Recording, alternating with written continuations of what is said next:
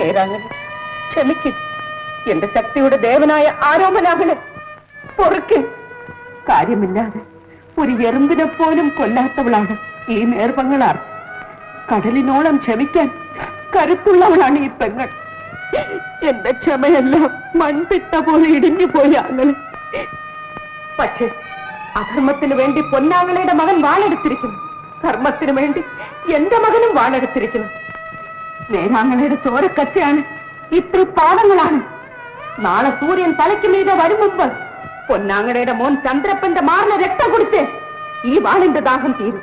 ഇത് സത്യം, സത്യം. എന്റെ പൊന്നാർച്ചി, നിന്റെ ആരോമനാങ്ങളെ പറയുന്നത് ഒന്ന് കേൾക്കുന്നു. എന്റെ മകനെ കൊല്ലരുത്, എന്റെ മകനെ കൊല്ലരുത് ആർച്ചേ.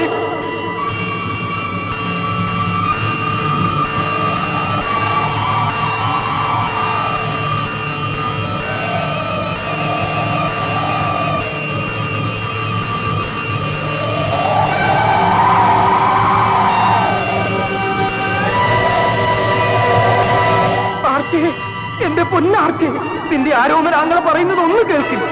എന്റെ മകനെ കൊല്ലരുത്, എന്റെ മകനെ കൊല്ലരുത് ആർച്ചേ.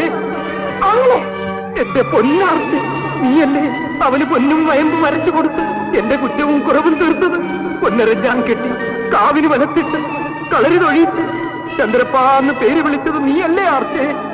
അതെ അങ്ങനെ ഈ പകല് തന്നെയാണ്. എന്റെ മോനെ കൊല്ലില്ലെന്ന് പറയുന്ന ആർച്ചേ, പറയുന്നു. ഇല്ല അങ്ങനെ ഇല്ല.